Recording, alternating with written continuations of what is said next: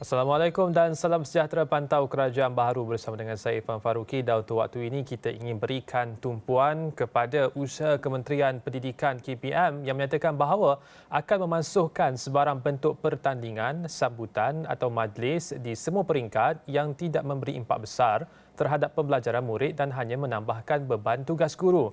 Menteri Pendidikan Fadlina Siddiq dalam kenyataan pada Jumaat berkata antara contoh ialah membabitkan pertandingan keceriaan pusat sumber, tandas tercantik dan bilik operasi sistem pengurusan buku teks SPBT terbaik.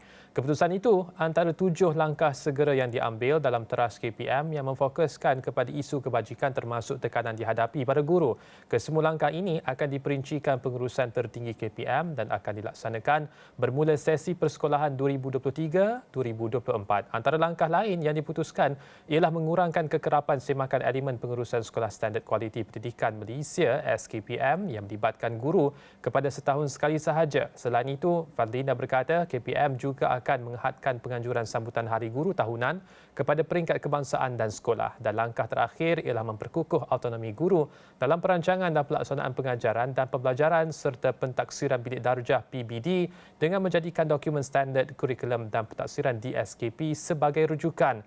Dan untuk waktu ini, antara lain yang kita berikan analisis berkenaan dengan bagaimanakah sambutan para guru dan langkah kehadapan untuk pastikan bahawa ia benar-benar membawa kesejahteraan untuk guru di seluruh negara. Bersama-sama dalam talian ketika ini, Dr. Anwar Ahmad, pakar pendidikan KPM. Dan Doktor, kita nak mulakan dahulu berkenaan dengan hal ini untuk kita tahu sama ada sentimen yang dapat kita cerap di media sosial bahawa ramai yang gembira dan ramai bersetuju. Kongsikan dengan kita sejauh manakah reaksi dan sentimen itu benar dan apakah yang baik berkenaan dengan kenyataan daripada KPM ini.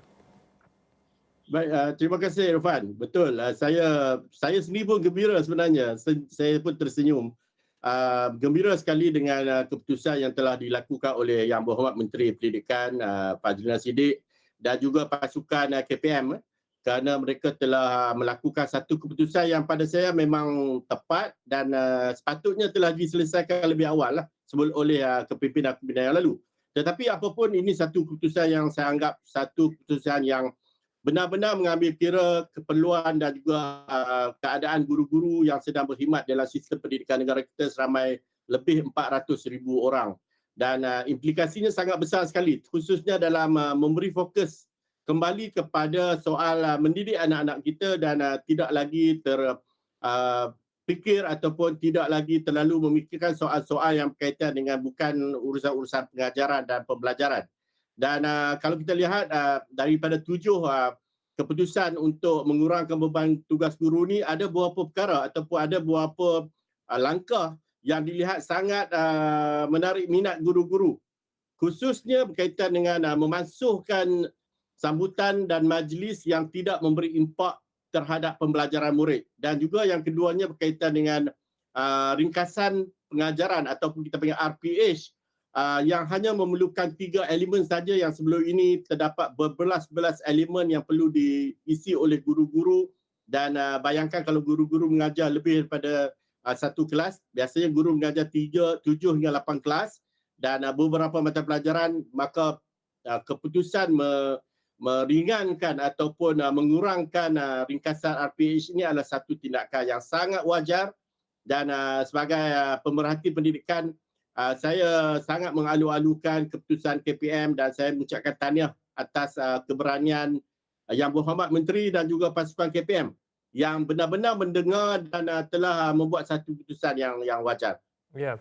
Ada 7 perkara di situ dan Doktor telah pun menyentuh satu ataupun 2 daripadanya, tapi kita nak mengangkat suara guru-guru ataupun mereka yang berkongsi di bawah perkongsian daripada Yang Berhormat Menteri. Antara lain ada yang bertanyakan berkenaan dengan bagaimana pula dengan soal pengisian beberapa data ataupun maklumat secara dalam talian dan bilakah masanya boleh dibuat secara dengan lebih efektif dalam hal itu. Boleh Doktor kongsikan dengan kita adakah itu antara langkah seterusnya ataupun memang sedang dilaksanakan ataupun termasuk dalam langkah yang sudah pun diumumkan oleh Menteri? Ya, salah satu perkara yang perlu ditambah baik dalam sistem pendidikan negara kita adalah apa yang pernah YB Menteri sebut tentang teras pertama dalam usaha beliau untuk menjadikan sistem pendidikan negara kita lebih baik. teras. Yang pertama adalah meningkatkan hubungan antara pihak KPM dan juga sekolah. Dan salah satu hubungan yang penting untuk dipertingkatkan adalah sistem penyampaian maklumat daripada pihak pusat di Putrajaya sampai kepada sekolah-sekolah dalam bentuk dan juga maklumat yang sama ataupun yang kekal, yang tidak berubah, sama ada dipekatkan oleh JPN ataupun PPD. Apa yang berlaku pada hari ini adalah wujud kekeliruan kerana pengumuman yang dibuat oleh Yang Berhormat Menteri itu tidak dilampirkan ataupun tidak disertakan dengan garis panduan yang jelas. Jadi kita mengharapkan seperti yang disebut oleh Irfan tadi, selepas ini Kementerian Pendidikan akan menyediakan garis panduan, dan dengan adanya garis panduan ini maka saya percaya guru-guru akan lebih jelas lagi tentang apakah perkara yang perlu mereka lakukan, dan kita harapkan dalam minggu-minggu yang akan datang ini semua guru kembali tenang, dapat melakukan tugasan mereka dengan lebih baik. Sekarang adalah waktu cuti di sekolah, jadi kita harapkan guru-guru dapat bercuti dengan tenang, dapat menikmati masa-masa bersama keluarga terlebih dahulu. Irfan. Ya, dan berkenaan dengan DSKP, ada yang bangkitkan bahawa ia sangat menarik berkenaan dengan pengumuman ini kerana diberikan contoh oleh pengguna yang kita kira merupakan sebahagian daripada guru. Katanya contoh dalam bahasa Inggeris di prasekolah dalam komponen membaca, katanya cuma ditekankan murid boleh membaca single syllable word sahaja, tapi kami diminta ajar ikut CEFR yang bertema dan peningnya awal-awal tahun dah kena belajar 2 syllable word sebab itu temanya. So berkenaan dengan DSKP ini, sejauh mana ia memberikan impak besar khususnya dalam pelajaran dan pengajaran dalam kelas untuk murid-murid kita di sekolah? Baik, betul Irfan. Kita, Kementerian Pendidikan kita ni menguruskan 5 juta murid, 430,000 lebih guru, dan kita ada PPD, kita juga ada JPN. Kadang-kadang apa yang berlaku adalah apabila maklumat ataupun arahan yang dikeluarkan di peringkat pusat itu sudah cantik di atas kertas, tetapi apabila sampai ke sekolah ada penambahbaikan yang disebut sebagai penambahbaikan, yang mungkin juga sebenarnya bukan penambahbaikan tetapi penambah bebanan yang telah diberikan pada guru-guru, termasuk juga meningkatkan isi kandungan, meningkatkan kesukaran, menambahkan kerja-kerja pekeranian dan sebagainya. Sebab tu penting sebenarnya, selain daripada langkah yang baik daripada Yang Berhormat Menteri dan juga KPM, yang penting juga selepas ini adalah untuk memastikan arahan-arahan yang dikeluarkan oleh Menteri sampai kepada guru-guru dalam bentuk yang sebenarnya, bukan lagi diubah-ubah ataupun ditambah-tambah ataupun dikurang-kurang. Jadi kita harapkan pihak hubungan awam atau pihak perhubungan di KPM dapat memastikan bahawa setiap arahan yang dikeluarkan oleh Menteri ataupun KPM itu bukan sahaja jelas, tetapi juga lengkap, supaya apabila sampai ke peringkat sekolah ia menjadi satu arahan yang setara, yang seragam kepada semua sekolah yang lebih 10,000 buah sekolah di negara kita. Irfan. Menarik bila Dr. sebut demikian. Adakah pernah timbul sebelum ini apabila arahan daripada menteri sedemikian, tapi bila sampai di sekolah-sekolah arahannya berubah? Jadi adakah perkara itu pernah berlaku? Kalau Dr. boleh berikan penjelasan, dan bagaimanakah untuk kita berdepan dengan cabaran itu untuk memastikan bahawa arahan seperti ini benar-benar sampai kepada guru untuk manfaat guru-guru dan meringankan beban mereka? Baik, sebagai contoh, guru KPM dan Yang Berhormat Menteri telah mengarahkan bahawa sistem UASA ataupun IDME ataupun SPBB ini adalah sistem-sistem yang ada di dalam KPM, di mana guru-guru diberi otonomi sama ada memilih untuk mengisi secara dalam talian ataupun secara luar talian ataupun secara offline. Sepatutnya gurulah yang menentukan apakah kaedah yang mereka pilih. Kalau mereka berada di kawasan pedalaman yang tidak mempunyai internet yang baik, maka mereka boleh mengisi secara offline.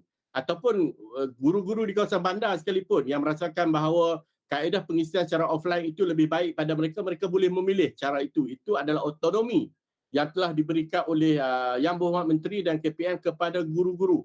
Tetapi laporan yang kita terima, masih ada lagi arahan-arahan yang dikeluarkan oleh pihak-pihak yang bukan guru, sama ada di peringkat JPN, PPD dan juga pentadbir sekolah, yang mengarahkan supaya guru mengikut apa yang mereka arahkan, bukan memilih guru yang memilih apa yang perlu guru lakukan. Itu sebagai contoh yang terkinilah apa yang disebut sebagai berlakunya kecairan arahan daripada pihak KPM kepada peringkat bawah. Jadi kita harapkan bukan sahaja arahan itu yang dikeluarkan itu jelas, lengkap, tetapi juga memastikan bahawa arahan yang sampai itu sama dan seragam untuk semua sekolah yang boleh dilaksanakan secara lengkap dan juga berkesan. Irfan. Ya, bila doktor sebut tentang PPD dan bila melihat kepada komentar di bawah perkongsian daripada KPM dan juga Yang Berhormat Menteri KPM YB Fadlan Siddiq, ramai juga yang membangkitkan tentang soal PPD itu sendiri. Jadi apakah ada perlu tindakan seterusnya di peringkat PPD itu sendiri supaya ia dapat mematuhi dan tidak berlaku kecairan arahan seperti mana doktor sebutkan dan seterusnya boleh memberikan perkhidmatan pendidikan lebih berkualiti kepada semua sekolah di seluruh negara, doktor? Ya, sebenarnya mengikut sistem kita, kita ada PPD, Pejabat Pendidikan Daerah, di bawah JPN, Jabatan Pendidikan Negeri, dan PPD ini dari segi struktur asalnya sangat penting kerana mereka adalah pihak berkuasa yang menyelaraskan semua urusan-urusan antara sekolah dengan KPM di peringkat pusat. Jadi mereka adalah orang tengah ataupun pihak yang menyelaraskan, memastikan bahawa arahan-arahan yang sampai daripada KPM kepada sekolah itu jelas, guru-guru dan juga sekolah-sekolah dibantu dan sebagainya. Jadi pada saya apabila berlaku kepincangan maklumat dan sebagainya, maka tidak dapat tidak kita kena pastikan supaya pihak-pihak yang berkaitan sama ada di PPD, JPN, KPM ini perlu meningkatkan kemahiran dan juga sistem keberkesanan penyampaian maklumat mereka supaya guru-guru dipermudahkan, guru-guru dapat menerima arahan dan juga maklumat yang jelas, dan juga kita harapkan selepas ini guru-guru mempunyai hubungan yang rapat dengan dengan PPD dan JPN. Kalau Irfan lihat dalam social media, kita tak boleh nak sembunyikan betapa guru begitu tidak mempunyai hubungan yang rapat dengan pihak PPD dan juga pihak JPN. Ini saya rasa satu kerugian pada kita. Sebab apabila guru-guru bersatu dan bekerja sebagai satu pasukan dengan PPD dan juga JPN, saya percaya sistem pendidikan kita akan jauh lebih hebat dan lebih dinamik daripada sekarang. Ya. Dan itu berkenaan dengan PPD, tapi dalam masa yang sama doktor ada juga membangkitkan walaupun sedikit di luar konteks berkenaan dengan kenyataan daripada Menteri Pendidikan, tapi masih lagi berkenaan dengan kesejahteraan guru, berkenaan dengan EG tukar. Adakah itu antara perkara yang harus diberikan penekanan untuk tujuan mencapai cita-cita mengurangkan beban guru dan juga menjaga kesejahteraan guru, doktor? Ya, saya fikir EG tukar ini perlu dipertambahbaikkan. Sebab yang pertama sekali kita tahu bahawa apabila guru-guru dipostingkan ke sesuatu daerah, mereka adalah perlu mematuhi dan juga akur kepada arahan perpindahan itu. Tetapi sistem yang menyebabkan mereka memohon untuk kembali semula ke daerah ataupun ke negeri mereka perlu lebih jelas dan telus. Supaya misalnya saya membayangkan mungkin mempunyai sistem time base supaya guru-guru dapat mengetahui bahawa bilakah mereka layak untuk ditukarkan, apakah alasan-alasan yang boleh digunakan sebagai justifikasi untuk pertukaran dan sebagainya. Misalnya ada guru-guru yang mempunyai masalah kesihatan yang terpaksa berdekatan dengan hospital ataupun mereka berada jauh dengan suami ataupun isteri. Jadi saya rasa e-tukar kita itu sudah berfungsi. Cumanya perlukan lebih banyak penjelasan diberikan kepada guru-guru daripada awal supaya mereka faham apakah peraturan-peraturan dan juga panduan-panduan yang mereka mesti ikuti supaya mereka akur dengan arahan yang telah diberikan untuk penempatan mereka, dan dengan cara itu mereka tidak rasa kecewa. Sebab sekarang ni apa yang berlaku, Irfan, mereka rasa kecewa kerana permohonan mereka itu tidak dapat balasan, makluman ataupun tidak berjaya dan sebagainya kerana mereka merasakan mereka layak untuk diluluskan pertukaran ataupun pertempatan. Jadi saya rasa kita kena memulakan satu sistem yang terbuka, yang telus. Jika seseorang guru itu layak untuk ditukarkan ataupun diluluskan pertukaran mereka, maka ia dilakukan secara terbuka dan mesti memenuhi semua syarat yang telah ditetapkan oleh pihak KPM terlebih dahulu, dan guru tahu kalau mereka tidak memenuhi syarat-syarat tersebut, mereka tidak akan berjaya untuk ditukarkan. Baik, doktor dan para penonton, kita akan berehat seketika dan kembali selepas ini untuk kita menyentuh beberapa hal lain. Tadi kita sentuh 2 daripada 7, ada 5 lagi perkara di bawah pengumuman daripada Menteri Pendidikan berkenaan dengan kesejahteraan guru. Kita akan berehat seketika, kembali selepas ini.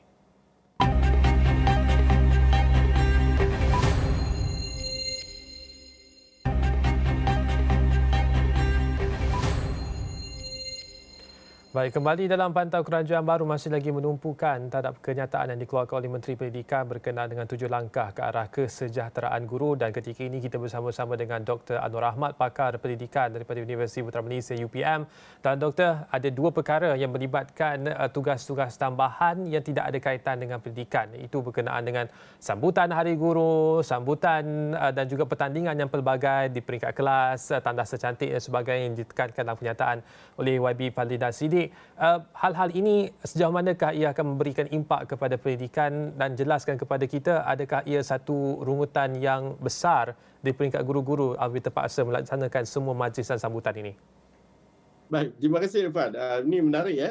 Sebenarnya idea ataupun asal kepada semua usaha sambutan, majlis, pertandingan yang diadakan sekolah itu baik. Sebenarnya idea awal itu. Misalnya kita nak memastikan tandas-tandas di sekolah itu dalam keadaan yang bersih, maka kita adakan pertandingan antara blok bilik. Kita nak pastikan bilik darjah kita dalam keadaan yang cantik, bersih, kemas kan. Maka dianjurkanlah pertandingan kelas tercantik ataupun kelas terbersih dan sebagainya. Tetapi lama-kelamaan, apa yang ditumpukan kepada usaha-usaha ini bukanlah untuk dengan niat yang awal itu, tetapi dia lebih kepada nilai-nilai ataupun unsur-unsur untuk bertanding. Sehingga ia tidak lagi mencapai matlamat asalnya, tetapi lebih kepada untuk memenangi pertandingan itu, sama ada peringkat sekolah, peringkat daerah, peringkat negeri ataupun peringkat negara, sama ada segi rankingnya dan sebagainya. Dan inilah yang telah menyebabkan semua perkara ini menjadi satu beban kepada guru-guru. Saya fikir kalau setakat untuk mencantik, mengemaskan kelas supaya murid-murid dapat belajar dengan tenang, dengan selesa, itu saya fikir tidak menjadi isu kepada guru-guru. Begitu juga untuk memastikan kantin sekolah dalam keadaan yang bersih, teratur, itu tidak menjadi isu. Yang menjadi isunya apabila dia mula dipertandingkan ataupun dilihat sebagai satu indikator. Itu adalah tanda-tanda sekolah yang hebat, mempunyai pemimpin sekolah yang hebat, pemimpin daerah yang hebat dan sebagainya. Jadi benda yang baik ini kadang-kadang telah menyebabkan berlaku beban guru yang berlebihan. Dan dia bukan bercakap tentang satu dua perkara. Ia bercakap tentang terlalu banyak sambutan, terlalu banyak majlis dan pertandingan yang akhirnya dia telah menjadi satu beban besar kepada guru. Orang yang sama perlu melakukan banyak perkara di sebuah sekolah misalnya, ataupun sekumpulan guru yang terpaksa melakukannya. Jadi akhirnya dia menjadi satu beban. Dan saya tak nafikan. Dan tindakan yang berhormat Menteri dan juga KPM untuk memansuhkan, saya bagi itu lebih baik. Tetapi perkara yang kita akan ingat lagi, dalam masa kehadapan ini, apabila perkara ini mungkin menjadi tenang ataupun reda, mungkin idea-idea ini akan kembali semula. Dan kalau kita boleh lihat, dalam masa depan mungkin isu ini akan kembali sebagai satu bentuk yang akan berlaku pada masa-masa depan semula, Irfan. Ya, saya nak sambung apa yang Doktor nyatakan tadi. Benar kita mahukan kelas yang baik, yang kemas, yang cantik, kantin sekolah yang bersih, yang selesa untuk semua datang, makan dan sebagainya. Itu idea asal kenapa pertandingan itu dibuat. Tetapi kalau kita boleh bangkitkan soalan sedikit radikal, apabila dimansuhkan beberapa peperiksaan di peringkat sekolah yang mana itu disifatkan sebagai membunuh semangat pelajar-pelajar itu datang ke sekolah. Jadi adakah dengan pemansuhan pertandingan-pertandingan ini akan juga membunuh semangat untuk memastikan kebersihan dan juga kecantikan sekolah yang akan, seperti yang Doktor sebutkan, akan kembali dibangkitkan pada masa akan datang. Jadi bagaimana langkah yang lebih sustainable, lebih mampan untuk menyelesaikan isu ini, Doktor? Itu yang saya sebut tadi. Sebab bila dibuat pengumuman untuk mengurangkan beban guru ini, misalnya pemansuhan sambutan ini, dia tidak disertakan dengan garis panduan yang jelas daripada KPM. Sehingga hari ini pun belum ada dan dimaklumkan akan dikeluarkan pada waktu-waktu yang akan datang. Jadi dalam keadaan sekarang ni, sebenarnya kita pun tak pasti apakah yang dimaksudkan sebagai sambutan ataupun majlis yang tidak memberikan impak itu. Sebab pada saya, secara logiknya, kebanyakan program-program yang dilaksanakan di sekolah untuk murid memang memberi impak kepada keperluan murid. Kita tak nafikan itu yang mungkin dari segi program-program yang lebih berbentuk sambutan pihak luar ataupun orang kenamaan itu mungkin tidak memberi impak terus kepada murid. Tetapi banyak program-program sekolah ini, bila saya tengok senarai pertandingan misalnya tilawah, membaca Al-Quran, pertandingan nasyid, pertandingan bakat, nyanyian murid-murid, persembahan murid-murid dalam pidato dan sebagainya, itu sebenarnya memberi impak yang besar kepada perkembangan pembelajaran murid-murid. Jadi disebabkan kita belum lagi menerima garis panduan jelas tentang apakah bentuk yang disebut sebagai tidak memberikan impak terhadap pembelajaran ini, kita kena tunggu dahulu. Dan kita harapkan supaya janganlah sampai pemansuhan ini akan menyebabkan hilang keseronokan untuk bertanding di kalangan murid-murid.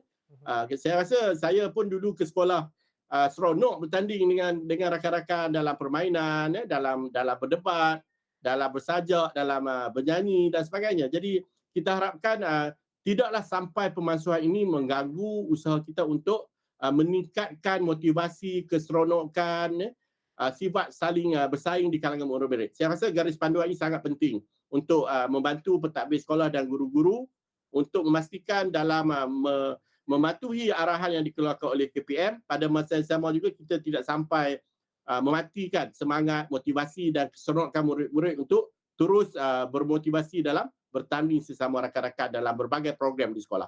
Baik, Doktor, itu berkenaan dengan apa yang berlaku sekarang dan harapan kita akan apa yang akan berlaku pada masa akan datang. Tapi sekali lagi kita memberikan tumpuan untuk langkah ke hadapan ini. Apakah lagi tindakan-tindakan? Ini baru 7. Saya yakin bahawa guru-guru ada rungutan ataupun aduan dan juga perkara-perkara yang harus ditambah baik dalam sistem pendidikan supaya guru-guru boleh memberikan masa yang berkualiti kepada setiap murid bagi tujuan pendidikan generasi akan datang negara ini. Jadi untuk kehadapan ini, sampai 7 ini apakah ada langkah-langkah lain, Doktor, yang wajar diberikan tumpuan untuk sekali lagi memberikan kesejahteraan kepada guru bagi memberikan ruang berkualiti untuk pendidikan anak-anak kita? Baik, satu perkara yang kita kena sedar dalam sistem pendidikan kita ni, di peringkat KPM misalnya, kita ada lebih daripada 36 bahagian ataupun bahagian yang besar-besar, dan setiap bahagian itu akan merancang aktiviti-aktiviti dan program-program edukasi ini hinggalah ke peringkat sekolah. Jadi kalau kita lihat, apa yang berlaku adalah perancangan di peringkat KPM yang berpuluh bahagian ini akan sampai dan akhirnya pelaksana terakhirnya adalah guru-guru. Orang yang sama terpaksa menanggung beban daripada berbagai-bagai bahagian di KPM. Jadi kita dapat melihat wujudnya sistem yang agak silo. Maksudnya setiap bahagian bekerja dalam keadaan yang silo. Mereka akan menurunkan KPI ataupun tugas-tugas itu di sekolah.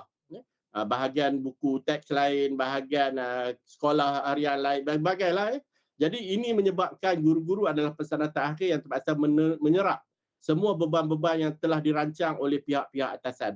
Jadi saya rasa yang pertama sekali yang ke depan ni adalah bagaimana untuk memastikan KPM bergerak sebagai satu jentera yang integrated, yang bersepadu, yang apabila sampai arahan itu ke sekolah, dia di dalam satu program yang kita sebut sebagai all in one. Satu, semua dalam satu. Jadi guru melakukan satu perkara tetapi usaha itu akan mencapai KPI berbagai unit dan bahagian di KPM.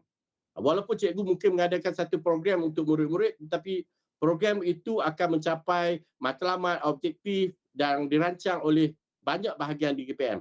Saya rasa itu tidak ada dalam sistem kita. Setiap unit, setiap bahagian mempunyai KPI masing-masing dan guru terpaksa menyelesaikan ataupun melaksanakan setiap KPI itu secara berasingan. Itu yang pertama, Irfan. Yang keduanya yang saya harapkan lebih besar adalah kita kena kembalikan semangat pendidikan kita. Guru adalah pendidik. Guru bukan hanya seorang pengajar yang memberikan mata pelajaran. Kita kena kembalikan semangat dan memastikan guru benar-benar berjiwa pendidik dan berilah masa untuk guru-guru menjadi pendidik yang baik. Mereka boleh mengajar, mereka boleh membimbing murid-murid, mereka boleh memberikan kasih sayang, memberikan nasihat, mereka boleh duduk bersama mendengar masalah murid-murid, cuba membantu murid-murid dan sebagainya. Jadi pendidik itu, educator itu lebih besar sifatnya daripada seorang guru. Jadi saya harapkan istilah ini, falsafah ini dapat kita bangunkan untuk menjadikan sistem pendidikan kita lebih hebat. Kita bukan hanya untuk memberi arahan pengajaran kepada guru, tetapi menjadikan guru-guru kita sebagai pendidik-pendidik untuk generasi kita pada masa depan. Ya.